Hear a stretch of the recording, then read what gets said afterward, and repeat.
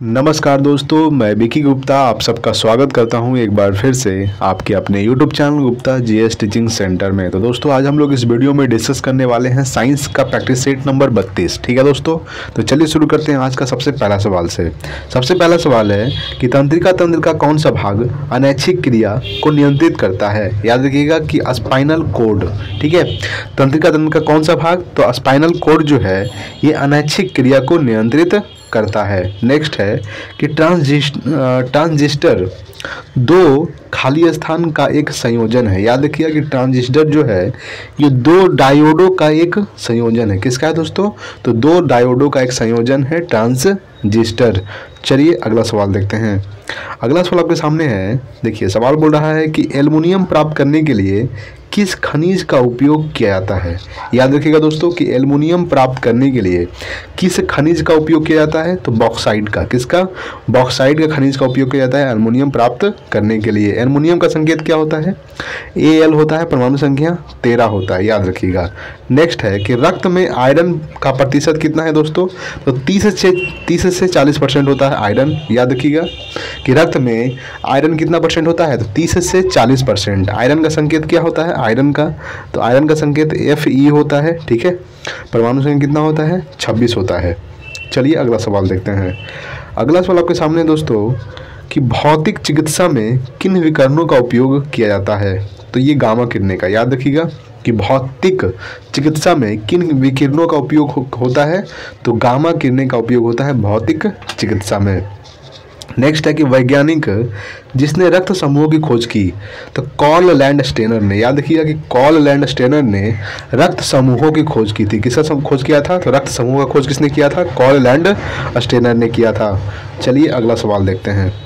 अगला सवाल आपके सामने है कि विद्युत धारा प्रवाहित होगी जब परिपथ खुला हो। याद रखिएगा कि विद्युत धारा प्रवाहित होगा जब परिपथ खुला हो, तो विद्युत धारा प्रवाहित होगा। विद्युत धारा कैसा मात्रक क्या होता है दोस्तों, याद रखिएगा कि विद्युत धारा कैसा मात्रक एम्पियर होता है। ठीक है।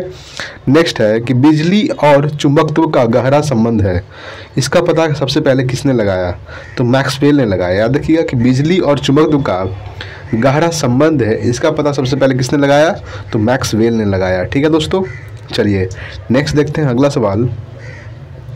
अगला सवाल है कि वक्र परंतु समतल सड़क पर चलती कार पर लगने वाला आवश्यक अभिकेंद्रीय बल प्रदान किया जाता है गुरुत्व से। किसे प्रदान किया जाता है, गुरुत्व से। यानी कि वक्र परंतु समतल सड़क पर चलती कार पर लगने वाला आवश्यक अभिकेंद्रीय बल प्रदान किया जाता है गुरुत्व से। नेक्स्ट है कि प्रकाश की चाल किस पर निर्भर होती है, तो प्रत्यास्था के साथ साथ जड़त्व पर। याद रखिएगा दोस्तों कि प्रकाश की चाल जो है ये प्रत्यास्था के साथ साथ जड़त्व पर निर्भर होती है। अच्छा, प्रकाश की चाल कितना होता है, 3.8 गुने 10 पावर। याद रखिएगा दोस्तों 3.8 गुने 10 पावर 8 मीटर प्रति सेकेंड। ठीक है, याद रखिएगा। नेक्स्ट देखते हैं अगला सवाल। अगला सवाल आपके सामने है कि चुंबकीय पदार्थ का उदाहरण है प्लेटिनम। याद रखिएगा कि चुंबकीय पदार्थ का उदाहरण है प्लेटिनम जो है ये चुंबकीय पदार्थ का उदाहरण है। नेक्स्ट है कि तरल पदार्थों में ऊष्मा का सबसे अच्छा चालक कौन सा है दोस्तों, तो जल। याद रखिएगा कि तरल पदार्थों में ऊष्मा का सबसे अच्छा चालक कौन सा है, जल। नेक्स्ट देखते हैं अगला सवाल। अगला सवाल है कि प्रशीतन में किस गैस का उपयोग किया जाता है, तो फ्रेऑन का। याद रखिएगा कि प्रशीतन में किस गैस का उपयोग किया जाता है, फ्रेऑन का। नेक्स्ट है मौसम विज्ञान में उपयोग होता है, तो रेडियो सक्रिय गैस। याद रखिएगा दोस्तों कि मौसम विज्ञान में उपयोग होता है रेडियो सक्रिय गैस। नेक्स्ट है कि टिटेनस रोग होता है, तो क्लोस्ट्रोडियम। याद रखिएगा दोस्तों क्लोस्ट्रोडियम जो है ये क्लोस्ट्रोडियम से टिटेनस रोग होता है। क्लोस्ट्रोडियम से कौन सा रोग होता है, तो टिटेनस रोग होता है। ठीक है दोस्तों। चलिए नेक्स्ट देखते हैं अगला सवाल। अगला सवाल है कि अर्धचालक में भारित आवेश है, होल्स। याद रखिएगा कि अर्धचालक में भारित आवेश क्या है दोस्तों, होल्स। नेक्स्ट है लाल मृदा में पाए जाने वाला रंग का कारण है आयरन। याद रखिएगा कि आयरन का संकेत Fe, परमाणु संख्या 26। तो लाल मृदा में पाया जाने वाला रंग का कारण है आयरन। ठीक है। चलिए नेक्स्ट देखते हैं अगला सवाल। अगला सवाल आपके सामने है कि मोह स्केल में किसे मापा जाता है। याद रखिए दोस्तों कि मोह स्केल में किसे मापा जाता है। सवाल है, हम लोग यहाँ पे आंसर देखने वाले हैं, खनिज की कठोरता को मापा जाता है। याद रखिएगा कि मोह के स्केल में खनिज की कठोरता को मापा जाता है। नेक्स्ट है कि एंटीसेप्टिक विलयन तैयार करने में किसका उपयोग किया जाता है, तो आयोडीन का। याद रखिएगा कि एंटीसेप्टिक विलयन तैयार करने में किसका उपयोग किया जाता है, आयोडीन का। नेक्स्ट है प्रतिचुंबकीय पदार्थ का एक उदाहरण है बिस्मथ। याद रखिएगा दोस्तों कि प्रतिचुंबकीय पदार्थ का एक उदाहरण है बिस्मथ। नेक्स्ट देखते हैं अगला सवाल। अगला सवाल आपके सामने है कि फंजाई का अध्ययन कहलाता है माइकोलॉजी। याद रखिएगा कि फंजाई का जो अध्ययन है क्या कहलाता है, माइकोलॉजी। नेक्स्ट है लेजर का उपयोग किस रोग के उपचार में होता है, तो मस्तिष्क के उपचार में। याद रखिएगा दोस्तों कि लेजर का उपयोग जो है किस रोग के उपचार में होता है, तो मस्तिष्क के रोग के उपचार में होता है लेजर का उपयोग। नेक्स्ट देखते हैं अगला सवाल। अगला सवाल है कि कैल्शियम का परमाणु संख्या क्या है, तो 20, और कैल्शियम का संकेत Ca होता है। याद रखिएगा, और परमाणु संख्या 20 होता है। नेक्स्ट है दूध में उपस्थित केसीन है दोस्तों, तो प्रोटीन। याद रखिएगा कि दूध में उपस्थित केसीन है प्रोटीन। अगर दूध में कौन सा विटामिन नहीं पाया जाता है, तो विटामिन सी। याद रखिएगा कि विटामिन सी जो है ये दूध में नहीं पाया जाता है, और विटामिन सी का रासायनिक नाम होता है एस्कॉर्बिक एसिड, और विटामिन सी की कमी से स्कर्वी रोग होता है। मसूड़ों का फूल नाम विटामिन सी की कमी से होता है। ठीक है, चलिए नेक्स्ट देखते हैं अगला सवाल। अगला सवाल आपके सामने है कि एंजाइम्स होते हैं तो प्रोटीन होते हैं, क्या होते हैं, प्रोटीन। नेक्स्ट है निम्न में से किसकी धारण क्षमता अधिक है, तो इस्पात का। याद रखिएगा कि निम्न में से किसकी धारण क्षमता अधिक है दोस्तों, तो इस्पात का। नेक्स्ट देखते हैं अगला सवाल। अगला सवाल आपके सामने है कि दो बिंदुओं के बीच के विभवांतर को मापने के लिए उपकरण का उपयोग करते हैं, तो वोल्ट मीटर। याद रखिएगा कि दो बिंदुओं के बीच के विभवांतर को मापने के लिए वोल्ट मीटर उपकरण का उपयोग करते हैं। किसका उपयोग करते हैं, वोल्ट मीटर का। नेक्स्ट है पराग कणों के अध्ययन को पॉलिनोलॉजी कहते हैं। क्या कहते हैं दोस्तों, पराग कणों के अध्ययन को पॉलिनोलॉजी कहते हैं। नेक्स्ट देखते हैं अगला सवाल। अगला सवाल है कि सूर्य द्वारा उत्सर्जित किया जाने वाला सर्वाधिक चमकीला रंग कौन सा है, वह पीला हरा। सूर्य द्वारा उत्सर्जित किया जाने वाला सर्वाधिक चमकीला रंग कौन सा है, पीला हरा। नेक्स्ट है जब दूध खट्टा बन जाता है तब दूध में कौन सा उत्पाद निर्मित होता है, लैक्टिक अम्ल। याद रखिएगा दोस्तों कि जब दूध खट्टा बन जाता है तब दूध में कौन सा उत्पाद निर्मित होता है, लैक्टिक एसिड, लैक्टिक अम्ल। नेक्स्ट देखते हैं अगला सवाल। अगला सवाल आपके सामने है कि लेज़र के समर्थन में वैज्ञानिक सिद्धांत को सर्वप्रथम ने प्रस्तुत किया। किसने प्रस्तुत किया, तो मैक्सवेल। लेज़र के समर्थन में वैज्ञानिक सिद्धांत को सर्वप्रथम मैक्सवेल ने प्रस्तुत किया। नेक्स्ट है श्वेत रुधिराणु का मुख्य उद्देश्य क्या है, तो संक्रमण से लड़ना। याद रखिएगा दोस्तों कि श्वेत रुधिराणु का मुख्य उद्देश्य क्या है, संक्रमण से लड़ना। नेक्स्ट देखते हैं अगला सवाल। अगला सवाल है कि दालें प्रोटीन के बहुत अच्छे स्रोत हैं। याद रखिएगा कि दालें जो है ये प्रोटीन के बहुत अच्छे स्रोत है दालें। नेक्स्ट है नेत्रदान में दाता की आँख के कौन सा भाग उपयोग होता है, तो कॉर्निया। याद रखिएगा कि नेत्रदान में दाता की आँख के कौन सा भाग उपयोग होता है, कॉर्निया। नेक्स्ट देखते हैं अगला सवाल। अगला सवाल है जब प्रकाश का अपवर्तन होता है तब निम्नलिखित में से किसमें कोई परिवर्तन नहीं होता, तरंग दैर्घ्य में। याद रखिए दोस्तों जब प्रकाश का अपवर्तन होता है तो किसमें कोई परिवर्तन नहीं होता, तो तरंग दैर्घ्य में कोई परिवर्तन नहीं होता है। नेक्स्ट है कि पत्ते के खाली स्थान भाग में अधिक प्रकाश संश्लेषण प्रक्रिया होती है, तो ऊपरी पत्ते के ऊपरी भाग में अधिक प्रकाश संश्लेषण प्रक्रिया होती है। नेक्स्ट देखते हैं अगला सवाल। देखिए दोस्तों अगला सवाल आपके सामने है कि फ्लोराइड दांतों को हानि पहुंचाता है। याद रखिए दोस्तों कि फ्लोराइड जो है किसको हानि पहुंचाता है, दांतों को। नेक्स्ट है कि चावल को बार बार धोने से विटामिन B6 नष्ट हो जाता है। क्या होता है, विटामिन B6 नष्ट हो जाता है चावल को बार बार धोने से। नेक्स्ट देखते हैं अगला सवाल। देखिए अगला सवाल है कि हाइड्रोजन गैस की प्रवाह से तेल को वसा में परिवर्तित करने की प्रक्रिया कहलाती है, हाइड्रोजनेशन कहलाती है। याद रखिएगा दोस्तों कि हाइड्रोजन गैस की प्रवाह से तेल को वसा में परिवर्तित करने की प्रक्रिया कहलाती है हाइड्रोजनेशन। अगला है कि खाली स्थान धागे में आग पकड़ने की बहुत कम क्षमता है, यानी कपास धागे में आग पकड़ने की बहुत कम क्षमता है, याद रखिएगा दोस्तों, ठीक है। नेक्स्ट देखते हैं अगला सवाल। अगला सवाल है कि अति प्रतिक्रियाशील पदार्थ है एल्कली धातुएं, याद रखिएगा दोस्तों कि अति प्रतिक्रियाशील पदार्थ है एल्कली धातुएं। नेक्स्ट है कि क्रैकिंग प्रक्रिया किससे संबंधित है, तो पेट्रोल उत्पादन से संबंधित है, याद रखिएगा कि क्रैकिंग प्रक्रिया जो है ये पेट्रोल उत्पादन से संबंधित है। नेक्स्ट देखते हैं अगला सवाल। अगला सवाल है कि रासायनिक तत्व बेरियम की परमाणु संख्या क्या है, तो वो है दोस्तों 56, याद रखिएगा कि रासायनिक तत्व बेरियम की परमाणु संख्या क्या है, 56। नेक्स्ट है 13 प्रकोष्ठ युक्त हृदय तेलचट्टा में रहता है, याद रखिएगा दोस्तों कि 13 प्रकोष्ठ युक्त हृदय जो है ये कहाँ रहता है, तेलचट्टा में रहता है। नेक्स्ट देखते हैं अगला सवाल। अगला सवाल है कि अग्निशामक में कौन सी गैस प्रयोग होती है, तो कार्बन डाइऑक्साइड, याद रखिएगा दोस्तों कि अग्निशामक में कौन सी गैस प्रयोग होती है, कार्बन डाइऑक्साइड। नेक्स्ट है भोजन की ऊर्जा कैलोरी में आंकी जाती है, किस में आंकी जाती है दोस्तों, कैलोरी में, यानी भोजन की जो ऊर्जा है ये कैलोरी में आंकी जाती है। नेक्स्ट देखते हैं अगला सवाल। अगला सवाल आपके सामने है खाली स्थान से संबंधित बीमारी जानने हेतु ईसीजी किया जाता है हृदय, यानी हृदय से संबंधित बीमारी जानने हेतु ईसीजी किया जाता है, किससे किया जाता है दोस्तों, ईसीजी किया जाता है, यानी हृदय से संबंधित बीमारी जानने हेतु ईसीजी किया जाता है। नेक्स्ट है चंद्रमा का उपग्रह है, यानी पृथ्वी का, याद रखिएगा कि चंद्रमा जो है ये पृथ्वी का उपग्रह है, ठीक है। पृथ्वी को नीला ग्रह भी कहा जाता है, याद रखिएगा, ठीक है दोस्तों। चलिए नेक्स्ट देखते हैं अगला सवाल। अगला सवाल है कि जब आप टमाटर खाते हैं तो आप उसका कौन सा भाग खाते हैं, तो फल खाते हैं, याद रखिएगा क्या खाते हैं, फल। नेक्स्ट है सिस्मोग्राफ द्वारा मापा जाता है भूकंप मापा जाता है, क्या मापा जाता है, भूकंप मापा जाता है सिस्मोग्राफ द्वारा। नेक्स्ट देखते हैं अगला सवाल।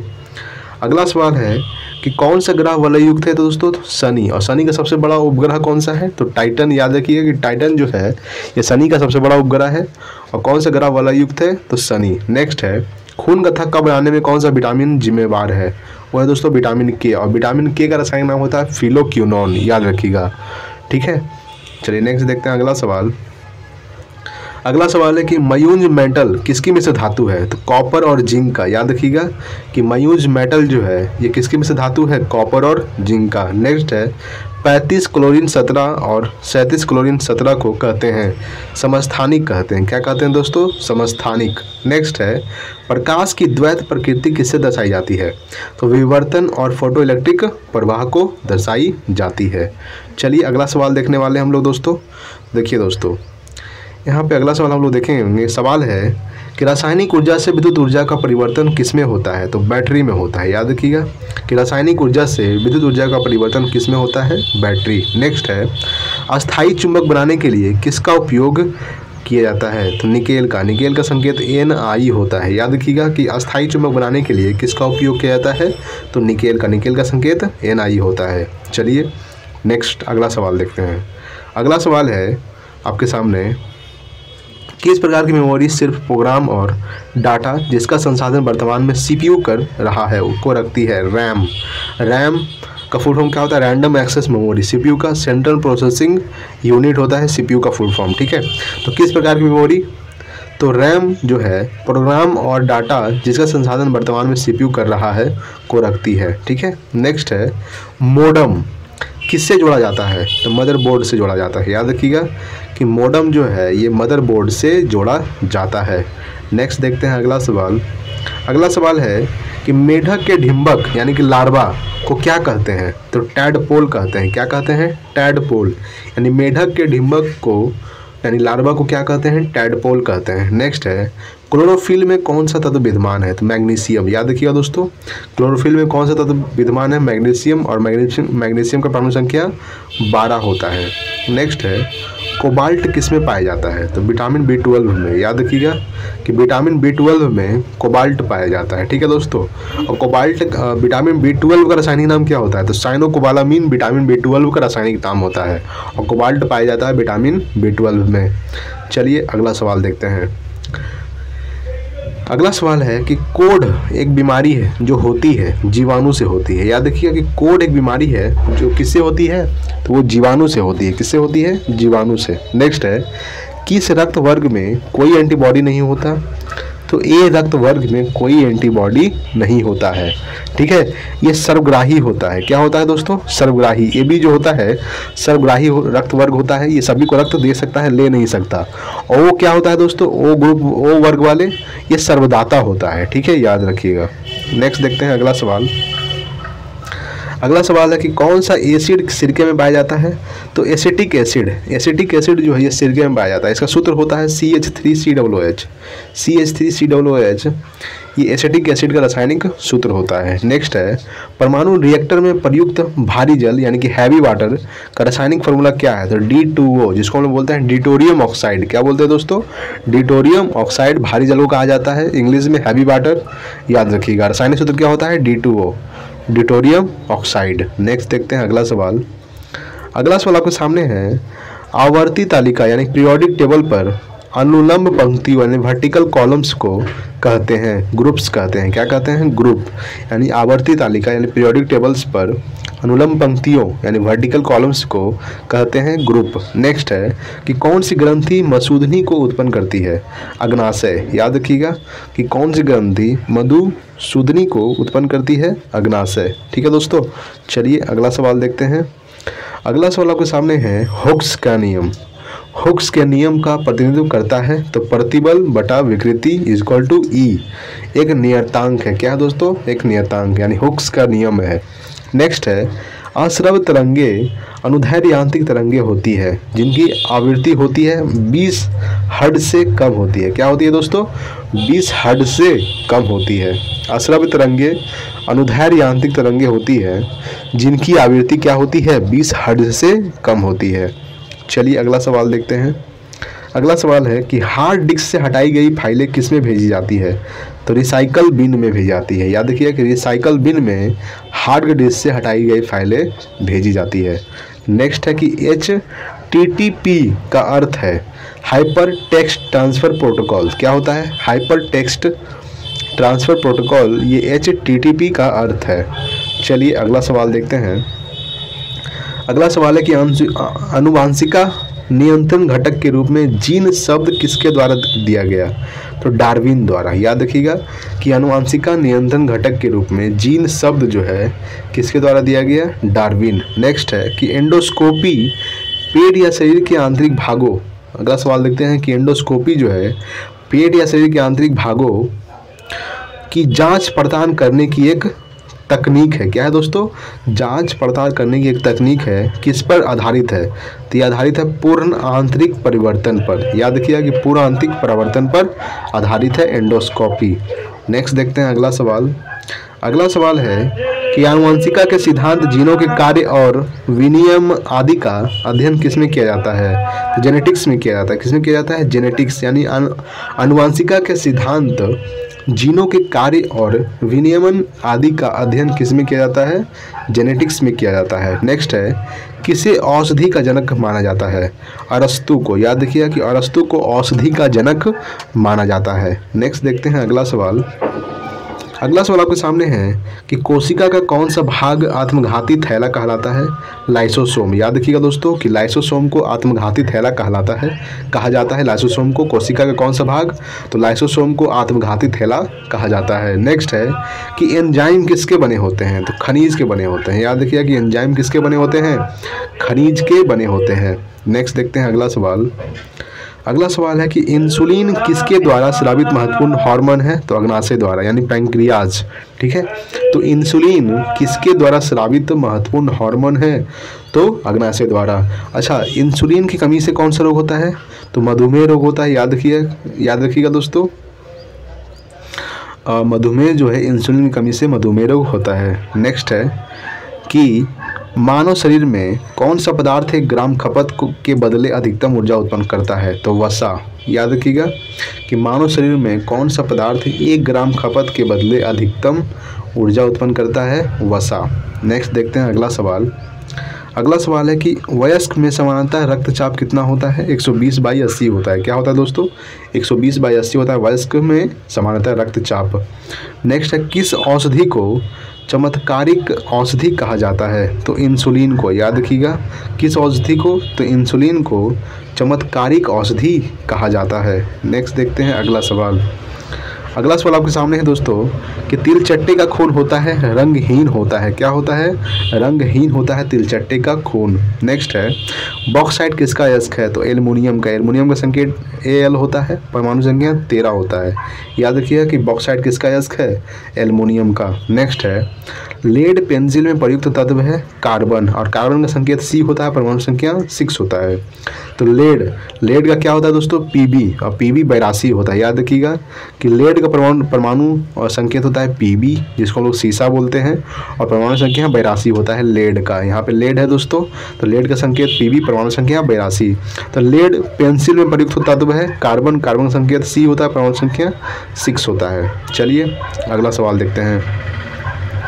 अगला सवाल है कि कौन सा संश्लिष्ट तंतु कृत्रिम सिल्क के रूप में जाना जाता है? तो नाइलॉन। याद रखिएगा कि कौन सा संश्लिष्ट तंतु कृत्रिम सिल्क के रूप में जाना जाता है? नाइलॉन। नेक्स्ट है, लोहा मुख्यतः किससे प्राप्त होता है?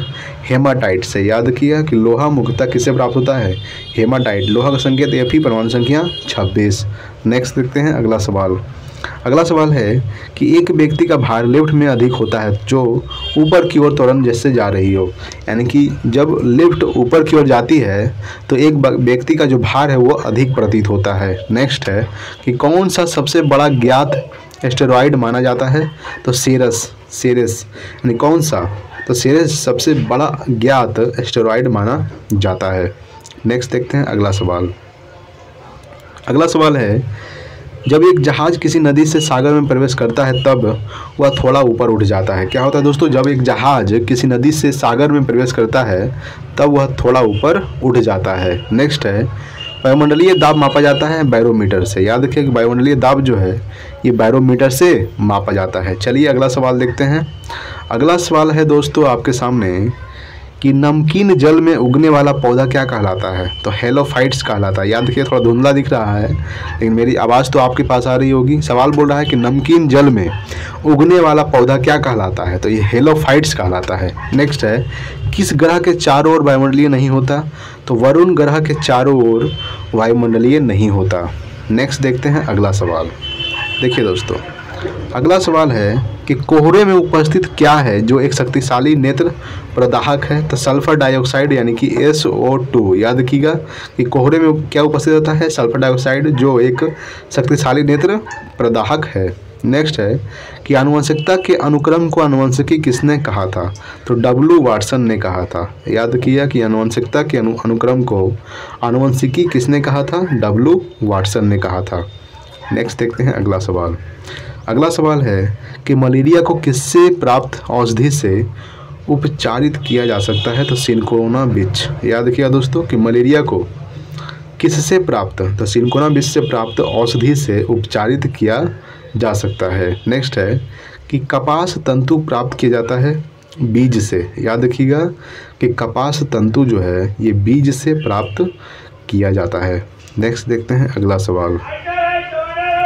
अगला सवाल है कि समुद्री जल साधारण नमक का मुख्य स्रोत है या किस प्रक्रिया द्वारा प्राप्त किया जाता है? तो वाष्पीकरण प्रक्रिया द्वारा। याद रखिएगा कि समुद्री जल साधारण नमक का मुख्य स्रोत है या किस प्रक्रिया द्वारा? तो वाष्पीकरण प्रक्रिया द्वारा प्राप्त किया जाता है।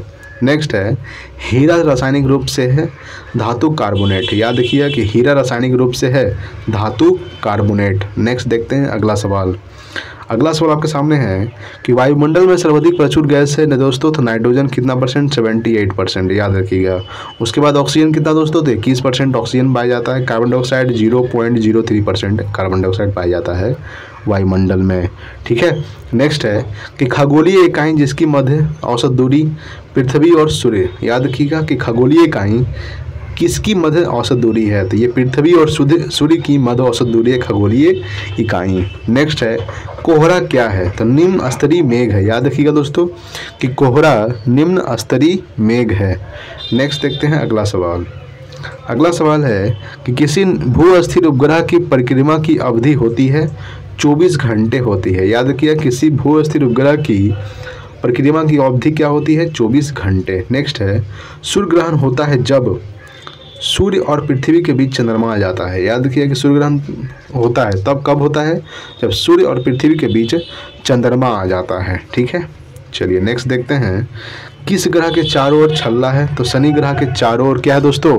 छल्ला है। नेक्स्ट है, सभी जैविक यौगिकों में पाया जाने वाला तत्व है कार्बन। याद कीजिएगा कि सभी जैविक यौगिकों में पाया जाने वाला तत्व क्या है दोस्तों? कार्बन। नेक्स्ट देखते हैं अगला सवाल। अगला सवाल है कि किसको छोड़कर सभी जीवाणु नाइट्रोजन नियत करती है? तो ई कोली। याद रखें कि किसको छोड़कर? तो ई कोली को छोड़कर सभी जीवाणु नाइट्रोजन नियत करते हैं। नेक्स्ट है कि क्रोनोमीटर का उपयोग किया जाता है परिशुद्ध समय रखने हेतु। याद रखिएगा कि परिशुद्ध समय रखने हेतु क्रोनोमीटर का उपयोग किया जाता है। नेक्स्ट देखते हैं अगला सवाल। अगला सवाल है कि ABO रक्त समूह के आविष्कारक करता है कार्ल लैंडस्टेनर। याद रखिएगा कि ABO रक्त समूह के आविष्कारक करता है कार्ल लैंडस्टेनर। नेक्स्ट है, बर्फ़ पानी पर तैरती है क्योंकि बर्फ़ का घनत्व पानी के घनत्व से कम होता है। याद रखिएगा कि बर्फ़ का जो घनत्व है ये पानी के घनत्व से कम होता है, इसलिए बर्फ़ जो है पानी पर तैरती है। नेक्स्ट देखते हैं अगला सवाल। आज का लास्ट सवाल कि कौन सा जल जनित रोग है दोस्तों? तो हैजा। हैजा जो है ये जल जनित रोग है। ठीक है दोस्तों, हमने दोस्तों साइंस का प्रैक्टिस सेट नंबर 32 कवर कर लिया। अगर वीडियो अच्छा लगा होगा तो प्लीज़ लाइक कीजिएगा, शेयर कीजिए अपने दोस्तों के पास। Thanks for watching. जय हिंद, वंदे मातरम।